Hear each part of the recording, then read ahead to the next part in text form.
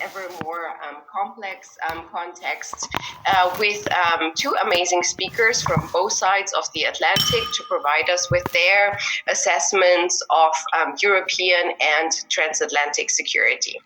Europe's path towards strategic autonomy has been accelerated over the last few years, as well as also challenged by events over the last years, such as the annexation of Crimea in 2014, Europe's 2015 migration crisis, Brexit, and increasingly strained transatlantic relations.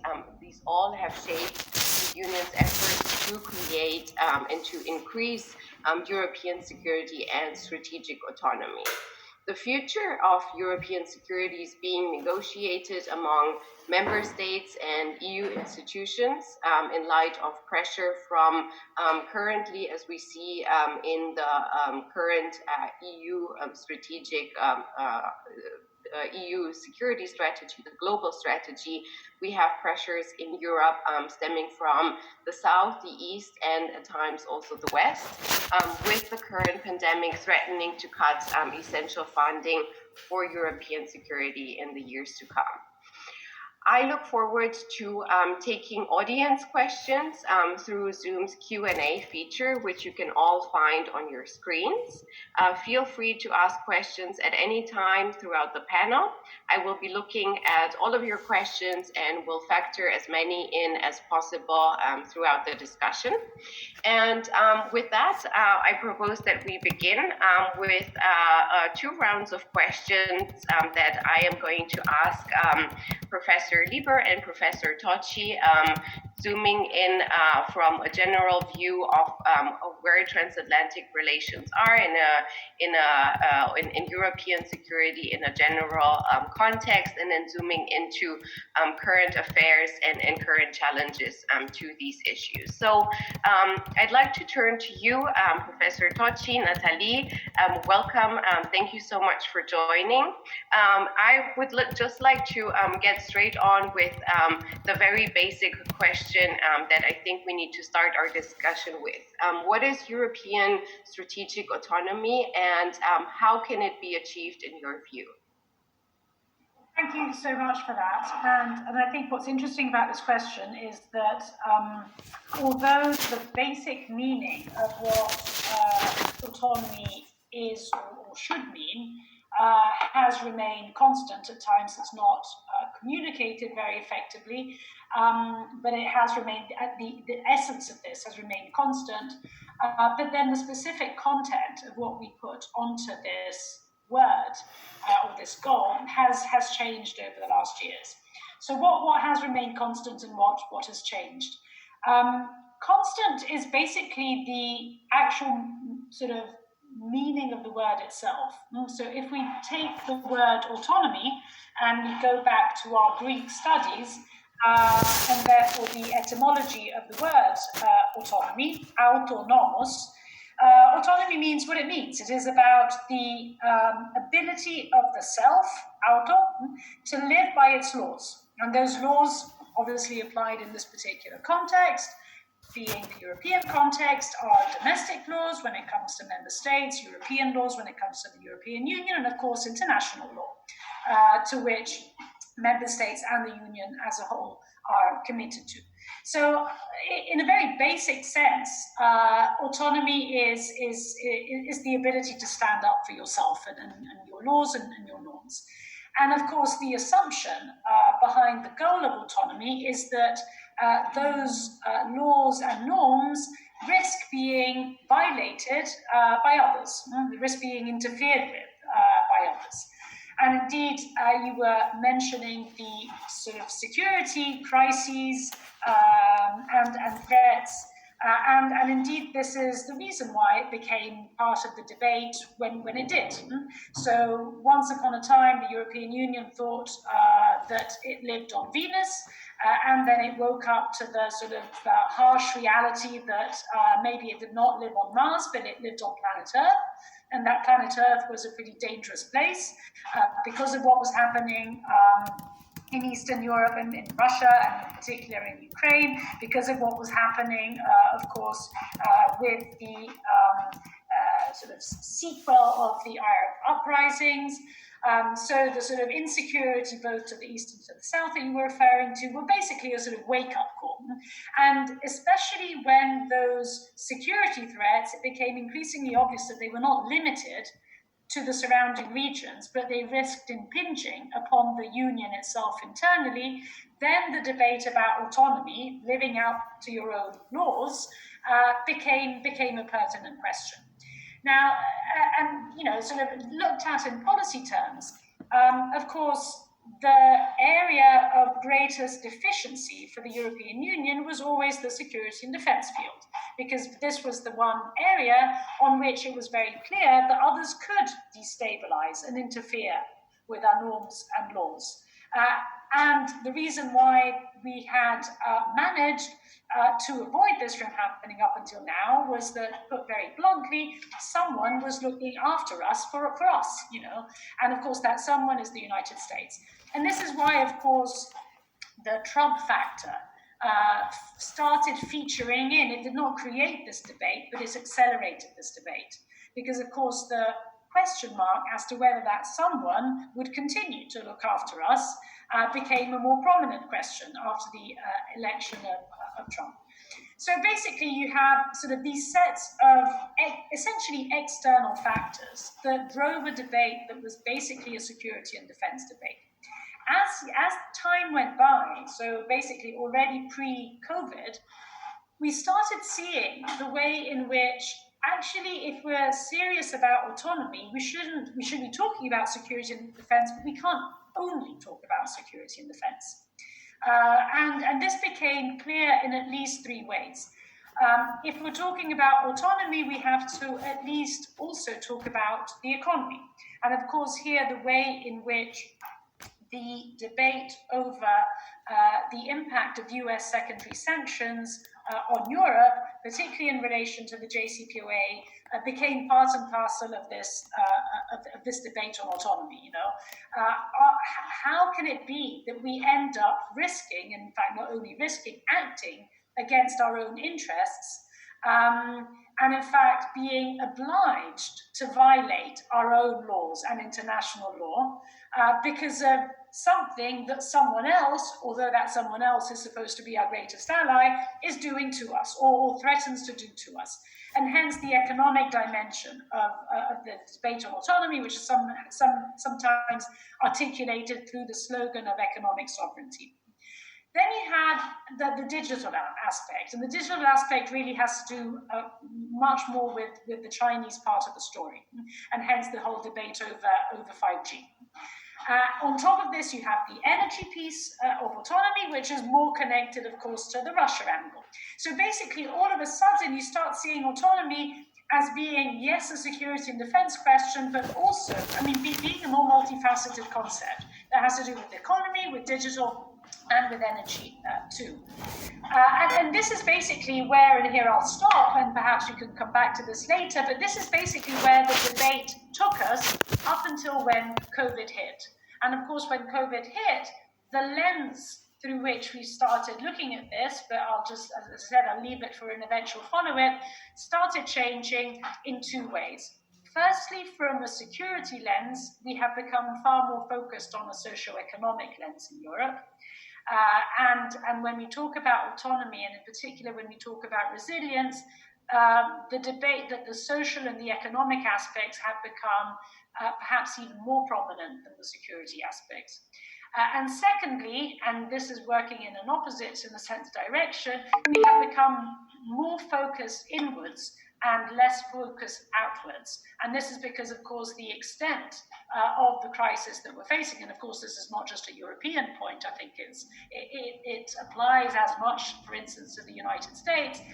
The extent of the crisis is such that so much energy and attention is and will be directed on the inside. And of course, both these things will have huge implications on the future iterations of what we mean about for strategic autonomy. Thank you very much, Nathalie, for this overview of what European strategic autonomy has meant and and is evolving in its understanding. And I'd be looking forward to turning to COVID and in how that affects transatlantic security. But before we do that, Professor Lieberg here, I'd like to ask you in the context, in a greater or macro context, in 2005, you wrote for International Security that balancing against the US has, at that point, during the Iraq War, failed to emerge. Now, 15 years later, we find ourselves in the era of great power competition. At least that's what people or many analysts call it. Where do you see transatlantic relations in this context now?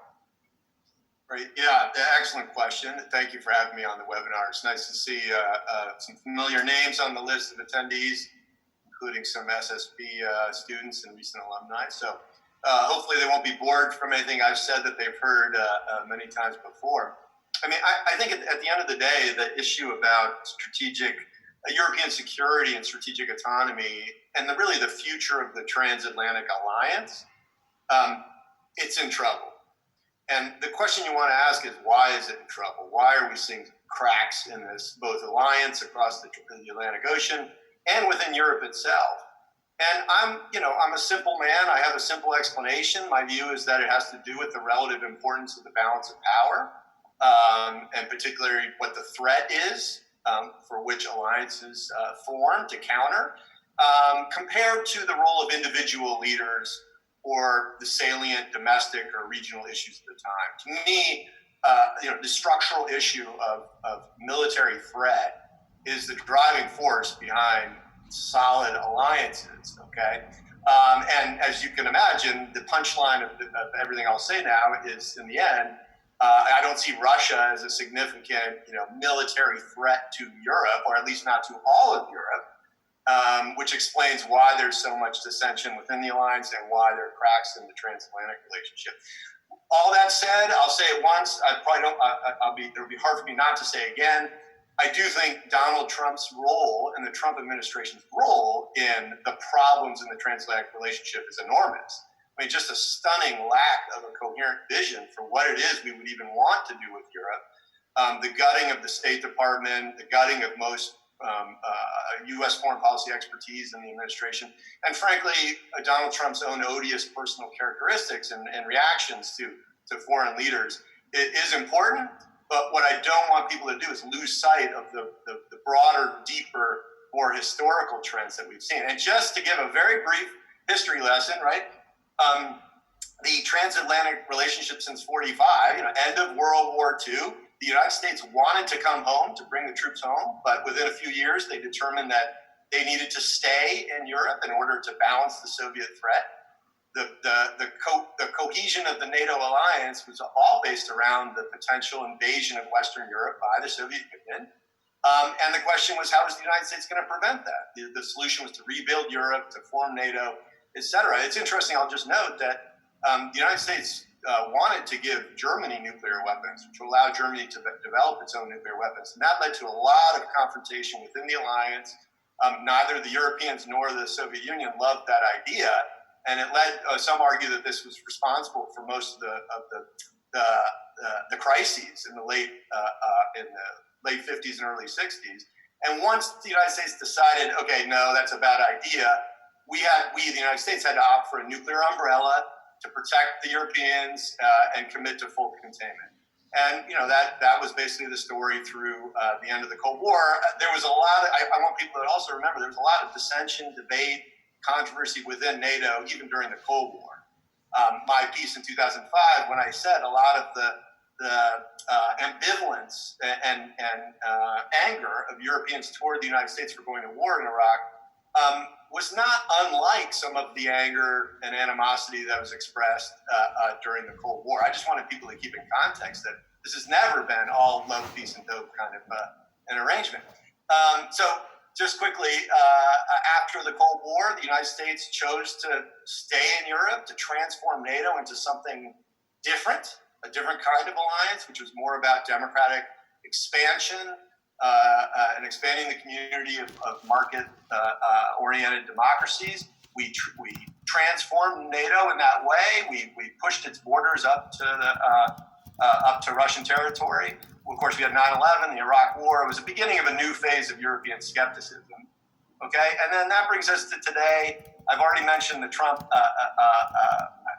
contribution to this problems, but what I want to emphasize and finish up with is that the real issue is the lack of a significant strategic or military threat to Europe, or at least not the one that we've all focused on, which is Russia.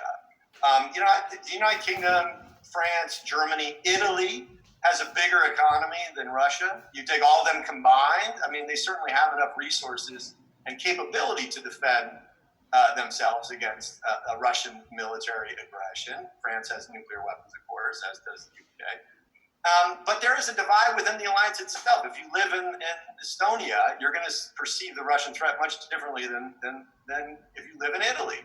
If you're in Italy, the threat is from migration issues and other kinds of threats, not from a Russian land grab. And the Europeans can't bury their heads in the sand and ignore those divisions within the alliance. And for example, Estonia would be much more keen to maintain the U.S. nuclear umbrella than a country like Estonia. There's also a couple other factors. The threat from China, the perceived threat, and the need to confront China is driving U.S. foreign policy away from Europe. And it's reasonable, I think, for that reason to expect cracks in the alliance, problems in the transatlantic relationship. Just last thing I'll say on strategic autonomy, this is going to be really interesting. As the United States pulls out of Europe, which is happening in different forms, again, we can talk about nuclear strategy in particular as something that might linger, but the proposed French strategic umbrella, I mean, very interesting speech by Macron about whether or not France should use its nuclear arsenal to defend Europe, to replace the United States as the guarantor. It's fascinating. I think the issue of Germany, eventual rearmament, perhaps nuclear weapons. Again, these are the kinds of issues I think we're going to be discussing in the coming decades, and it's being driven by good old-fashioned structural reasons. Thank you. Thank you, Professor Lieber. That's very insightful comments into zooming into what the complexities are of today's transatlantic security environment. And before, I cannot wait to go into Russia and the divisions across the Atlantic and within Europe. But before we do so, I want to draw a little bit back to what Professor Tocci said in her earlier remarks about the shift in the perception of strategic autonomy and European security from before 2020 to now with the Corona crisis. 4 years ago, when you coordinated the global strategy, that document promised, or was a promise for many Europeans, of a stronger EU foreign and security policy Brexit, newly found solidarity.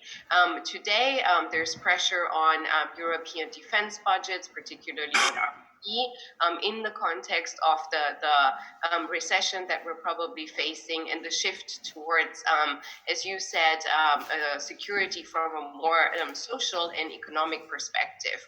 So how do you see these changes evolving in terms of the European self-perception of security in the months and years to come? Well, I mean, let me put it in 2 words. I think it's going to be both, in a sense, the effect that the pandemic will have will make the debate on autonomy at once healthier and harder. Healthier, or let me begin with harder. Harder for the obvious reasons, which are precisely the ones that you were hinting at, i.e. the fact that it's going to become quite difficult to keep the attention onto the global and onto the security front at a time in which so much energy is going to be devoted to the inside. And, a couple of days ago, I was having a conversation with the head of cabinet of the European Commission president, and he was basically saying, well, we came into the job with three priorities: climate, digital, and the global. And this was basically the sort of, the three big pillars basically of this new political and institutional mandate.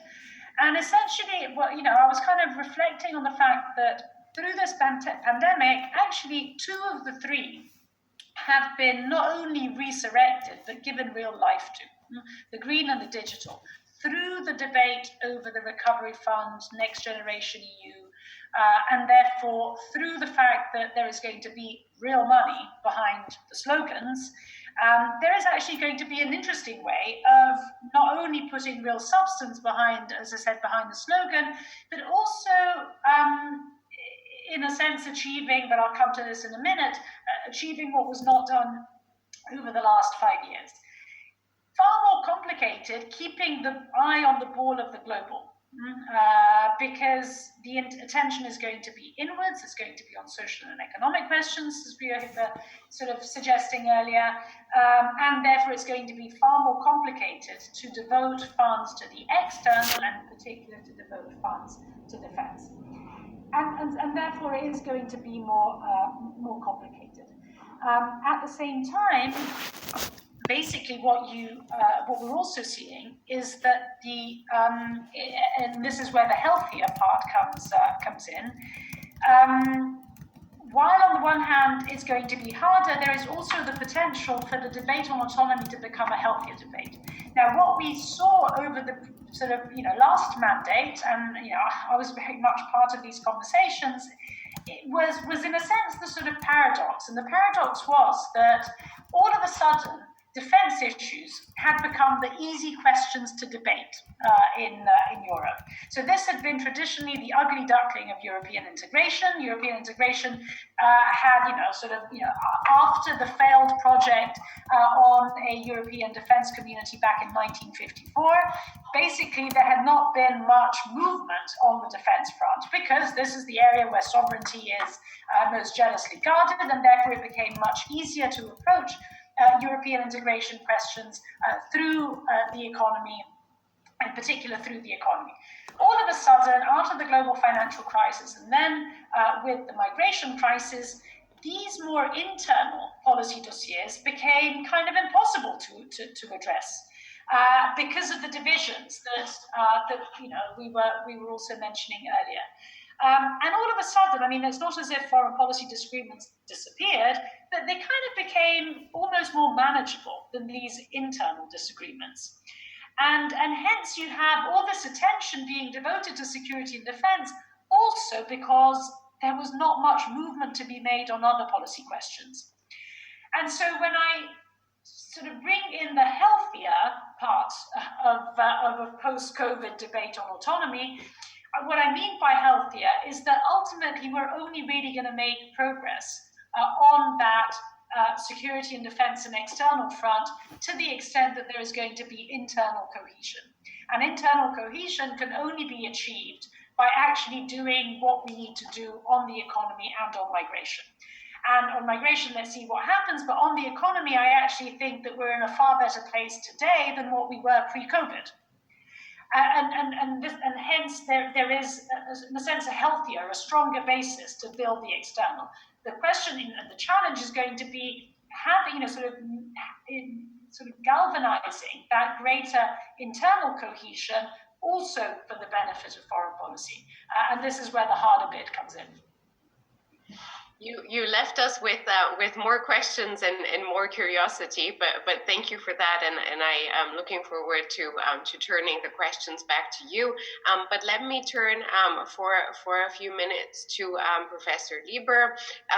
You mentioned the very hotly debated discussions about Russia. And the way I see it, in 2014, when we had the annexation of Crimea, there was pretty good coordination, if not sometimes even alignment on both sides of the Atlantic, in that there were sanctions imposed if we are to overgeneralize, against Russia not respecting a national sovereignty and territorial integrity of Ukraine. Now, 6 years later, we find ourselves in a very different position in which potentially in the long term, at least there's been building pressure within inside the EU for maybe lifting some of the sanctions or easing them from some of the member states. And at the same time, we have on this side of the Atlantic in DC discussions on whether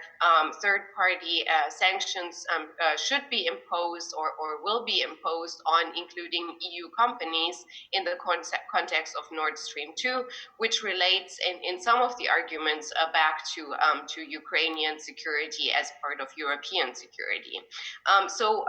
Professor Lieber, how do you understand these trends in terms of initial alignment or coordination, and now 6 years later, maybe in the context of Trump, maybe in the context of great power competition, where do Europe and the United States stand on the hot issue of Russia, and how do you see that evolving in the next few months? Yeah, I mean, there's a good question about initial cooperation and how it's not as if an alliance or a relationship changes every day, every week in response to events. And so when can you have kind of lasting implications of initial agreements and find progress on sanctions and things like that. But I think I would say, number one, that you don't want to overstate the degree to which, the underlying fundamental consensus behind these kinds of sanctions and other actions. A lot of times it's just responding to U.S. pressure and arm twisting. And it's not just about Russia. It's Iran, for example, and the differing views that Europeans and the United States have about the Iranian nuclear program, for example. And so you're going to see some cooperation.